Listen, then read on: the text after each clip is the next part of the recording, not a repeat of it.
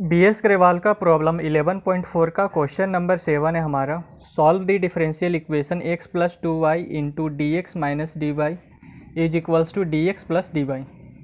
ठीक है, तो यहाँ पर आपका एक डिफरेंशियल इक्वेशन दिया हुआ है। तो सबसे पहले इसको आपको सिंप्लीफाई करना है। तो ये जो x है d x minus d y के साथ मल्टीप्लाई करेगा, तो यहाँ पर हो जाएगा x d x minus x d y, x d x फिर एक्स डी वाई के साथ तो माइनस एक्स डी वाई, और 2y डी एक्स के साथ मल्टीप्लाई करेगा तो यहाँ पर हो जाएगा 2y डी एक्स, और फिर 2y माइनस डी वाई के साथ मल्टीप्लाई करेगा तो यहाँ पर हो जाएगा minus 2y d y is equals to d x plus d y. ठीक है, अब जितना भी डी एक्स वाला है आप इसको इधर रखिए और जितना डी वाई वाला है इसको आप इधर लेके आइए। तो यहाँ पर एक्स डी एक्स है, ये हमारा यहीं पर रहेगा।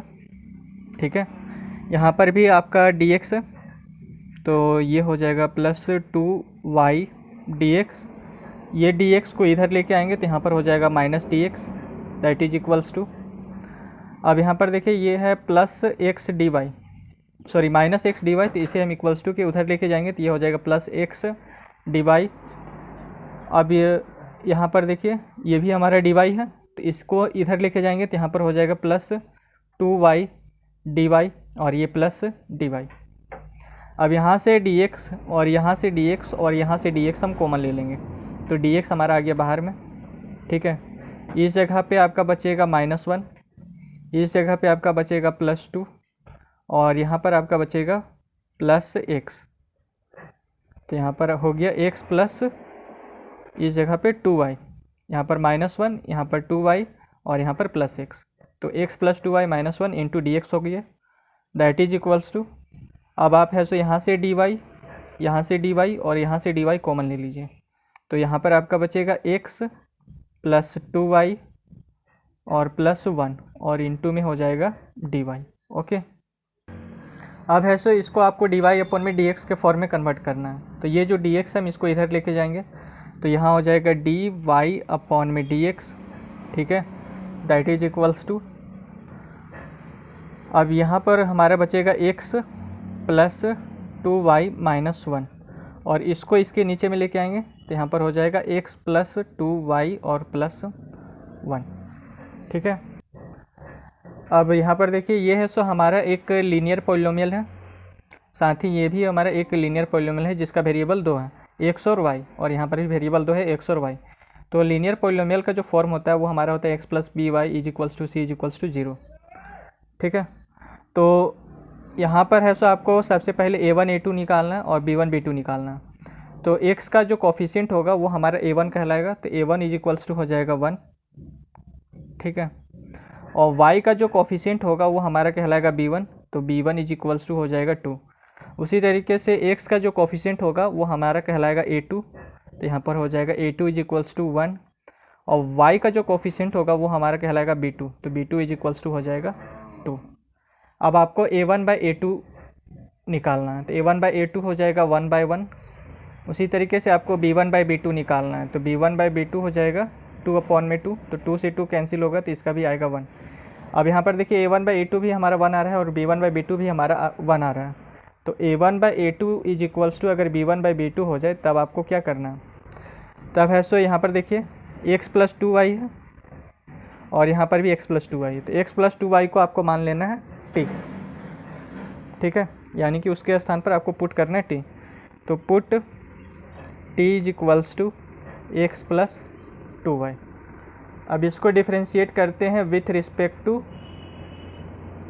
y, sorry with respect to x, क्योंकि हमें नीचे में dx लाना है। ठीक है, नीचे में dx लाना है इसलिए हम इसको with respect to x differentiate करेंगे तो ये हो जाएगा dt अपॉन में dx प्लस ये हो जाएगा दैट इज इक्वल्स टू, यहाँ पर इक्वल्स टू का साइन है, ये dx अपॉन में dx प्लस 2 और y का डिफ्रेंशिएशन हो जाएगा dy अपॉन में dx। अब ये dx से ये dx कैंसिल हो जाएगा तो यहाँ पर आपका बचेगा 1, तो ये जो 1 है इधर आएगा तो ये हो जाएगा -1 और ये हमारा होगा dt अपॉन में dx। ठीक है, इधर हमारा 1 पॉजिटिव में तो इक्वल्स टू के उधर जाएगा तो -1 हो जाएगा और ये dt अपॉन में dx that is equals to, यहाँ पर आपका बचेगा 2 इंटू डी वाई अपॉन में dx। ठीक है। अब ये जो 2 है इसके साथ मल्टीप्लाई करेगा तो यहाँ पर डी वाई अपॉन में d x is equals to हो जाएगा 1/2 और डी टी अपॉन में डी एक्स माइनस 1। ये जो 2 है ये यहाँ पर मल्टीप्लाई में है तो यहाँ पर ये जाएगा डिवाइड में, तो ये इस पूरे का डिवाइड में हो जाएगा। ठीक है, तो यहाँ पर 1/2 नीचे में आ जाएगा, तो वही मैंने यहाँ पर लिखा 1/2 और डी टी अपॉन में डी एक्स और -1। ठीक है, अब जो मैंने ये निकला है उसको यहाँ पर ले जाकर पुट कर देना है। तो d y by d x के स्थान पर हम लिखेंगे 1/2 इंटू डी टी अपॉन में डी एक्स और -1। तो यहाँ पर हो जाएगा 1/2 डी टी अपॉन में डी एक्स और ये -1। ठीक है, अब x + 2y के स्थान पर आपको पुट करना है t को, तो यहाँ पर हो जाएगा t -1 और अपॉन में x + 2y के स्थान पर आपको पुट करना है t को, तो यहाँ पर हो जाएगा t + 1। अब ये जो 1/2 है यहाँ पर जाके मल्टीप्लाई करेगा तो इधर हमारा बचेगा dt अपॉन में dx -1 और ये हो जाएगा 2t और -2 अपॉन में t + 1। ठीक है, अब ये जो -1 है इक्वल्स टू के उधर जाएगा तो यहाँ पर हो जाएगा dt अपॉन में dx is equals to 2t - 2 upon में t + 1 और ये +1, ये -1 इधर जाएगा +1 हो जाएगा।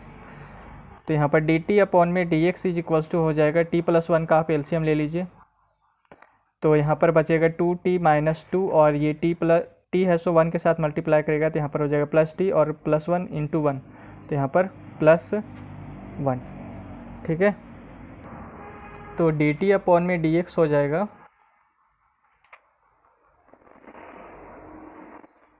ये 2t + t हो जाएगा 3t और ये -2 और +1, तो -2 + 1 हो जाएगा -1 और नीचे में हो जाएगा t + 1।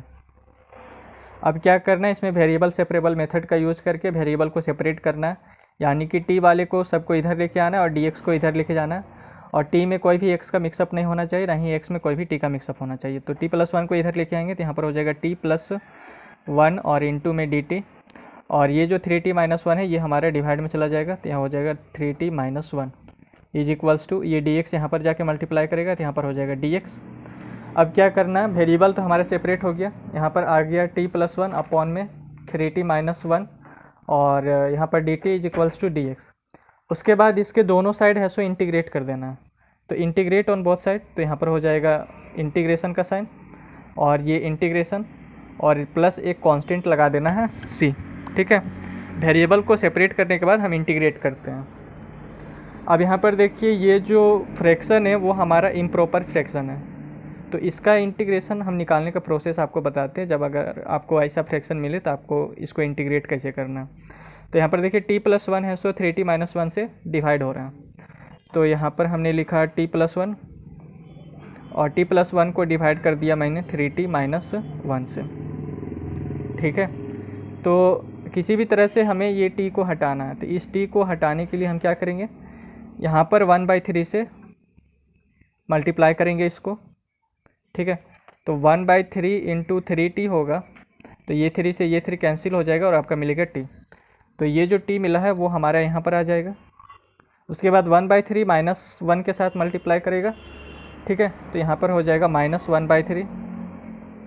अब इसको सब्ट्रैक्ट करते हैं तो यहाँ पर हो जाएगा माइनस। अब यहाँ पर सब्ट्रैक्ट करेंगे तो माइनस इंटू माइनस हो जाएगा यहाँ पर प्लस का साइन। ठीक है, तो t से t कैंसिल और 1 और ये +1/3 आ जाएगा, 1 + 1/3। अब यहाँ पर आप 3 का एलसीएम ले लीजिए तो ये हो जाएगा 3, ये 3 इंटू 1 तो 3 + 1 तो ये हो जाएगा 4/3। अब आपको एक फॉर्मूला पता है a = BQ + R, तो a जो है वो हमारा है डिवाइडेंड, ये हमारा डिवाइडेंड है, b हमारा डिवाइजर है और q हमारा क्वेशेंट और r हमारा रिमाइंडर। ठीक है, तो डिवाइडेंड हमारा क्या हो जाएगा t + 1, तो यहाँ पर हो जाएगा t + 1। डिवाइजर हमारा क्या है 3t - 1, तो ये हो जाएगा 3t - 1। ठीक है, क्वेशेंट हमारा हो जाएगा 1/3 और रिमाइंडर हो जाएगा हमारा +4/3। ओके, तो यहाँ पर देखिए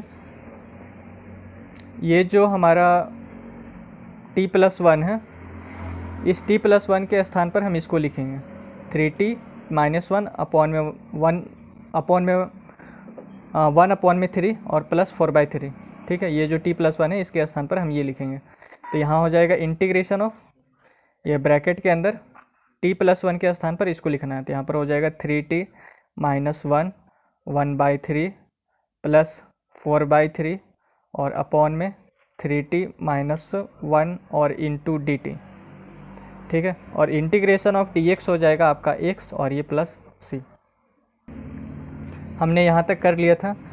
अब क्या करना है, इसको हम लिखते हैं इंटीग्रेशन, ये 3t - 1 इंटू 1/3 और ये जो 3t - 1 है इसके नीचे में भी लिखते हैं, और यहाँ पर प्लस 4/3 आ रहा है तो यहाँ पर प्लस का साइन 4/3। ठीक है, नीचे में हमारा है 3t - 1। तो जब आप 3t - 1 का एलसीएम लीजिएगा तो यहाँ पर 3t - 1 एलसीएम में आ जाएगा और ये हमारा ऊपर में ऐड हो जाएगा। ठीक है, तो इसको हम इस तरीके से भी लिख सकते हैं dt और ये x प्लस c। तो यहाँ पर से आपका 3t - 1 से ये 3t - 1 कैंसिल हो जाएगा। अब ये जो 1/3 है 1/3 को आप कर लीजिए बाहर, क्योंकि कांस्टेंट है, और इंटीग्रेशन और dt को कर लीजिए अंदर। तो यहाँ पर 1/3 बाहर हो गया और इंटीग्रेशन dt, फिर ये इंटीग्रेशन यहाँ पर होगा इसका भी।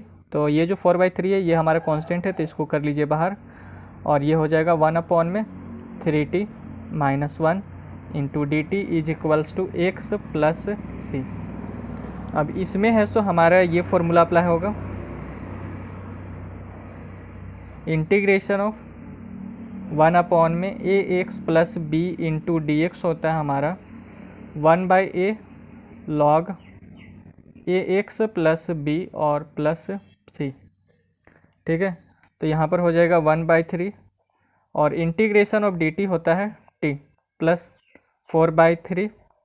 अब यहाँ पर देखिए, यहाँ पर 1/a आ रहा, तो ये जो a है वो हमारा यहाँ पर आ रहा है, तो यहाँ पर हमारा 3 है तो यहाँ होगा 1/3 और ये log। उसके बाद यहाँ पर देखिए ax प्लस b आ रहा, तो ये जो ax प्लस b है यहाँ पर आ रहा है, तो यहाँ पर हमारा 3t - 1 है तो यहाँ पर हो जाएगा 3t - 1। ठीक है, that is equals to x plus c।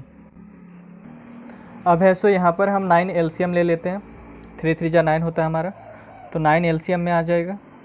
Okay, तो जब 9 को हम 3 से डिवाइड करेंगे तो यहाँ पर 3 3 जा 9 होगा और 3 इंटू टी हो जाएगा तो 3t हो जाएगा, प्लस यहाँ हो जाएगा 4 log और 3t - 1 is equals to x plus c। तो 3t प्लस 4 log 3t - 1 और ये जो 9 है इधर लेके जाइए तो यहाँ हो जाएगा 9x प्लस 9c। अब आपको t के स्थान पर क्या पुट करना है, t के स्थान पर पुट करना है x प्लस 2y को। ठीक है, ये जो t इज इक्वल्स टू हमारा है x प्लस 2y, इसको आपको वहाँ पर ले जाकर पुट कर देना है t के स्थान पर। तो यहाँ हो जाएगा 3 और t के स्थान पर x प्लस 2y, तो ये हो जाएगा x plus 2y plus 4 log यहाँ 3 और t के स्थान पर x प्लस 2y, तो ये हो जाएगा x प्लस 2y और -1। ठीक है, bracket 1 that is equals to 9x और 9c को आप एक नया कांस्टेंट दे दीजिए c डैश। ठीक है, अब ये जो 3 है इसको आप अंदर लेके जाइए तो ये हो जाएगा 3x प्लस 3 2 जा 6y, 3x और 3 2 जा 6y, तो यहाँ पर हो जाएगा 6y plus 4 log 3 into x तो 3x, 3 2 जा 6y, तो plus 6y - 1 is equals to 9x plus c dash. ठीक है, अब ये वाला जो पार्ट है ये पूरा इसको आप इक्वल्स टू के इधर लेके आइए और ये जो c डैश है इसको इधर लेके आइए, तो इसको हम इधर लेके आएंगे तो यहाँ पर हो जाएगा c डैश। ये वाला जो पूरा पार्ट है इसको आप इधर लेके जाइए तो यहाँ हो जाएगा 9x - 3x - 6y -4 log 3x plus 6y -1, तो 9x - 3x हो जाएगा 3x, 9x - 3x हो जाएगा 3x, sorry 6x, 9x - 3x हो जाएगा 6x, यहाँ हो जाएगा -6y। ठीक है, ये हो जाएगा -4 log 3x प्लस 6y और माइनस 1, और ये जो माइनस सी डेस है इसको आप लिख दीजिए c। अब यहाँ से आप 6 कॉमन ले लीजिए, तो 6 अगर हम कॉमन लेते हैं तो अंदर में आपका बचेगा x minus y minus 4 log, और ये हो जाएगा 3x plus 6y minus 1 is equals to c। और यही है सो आपका रिक्वायर्ड सॉल्यूशन हो जाएगा। तो अगर आपको ये वीडियो अच्छा लगा तो चैनल को सब्सक्राइब, वीडियो को लाइक और अपने दोस्तों के साथ शेयर ज़रूर करें। धन्यवाद।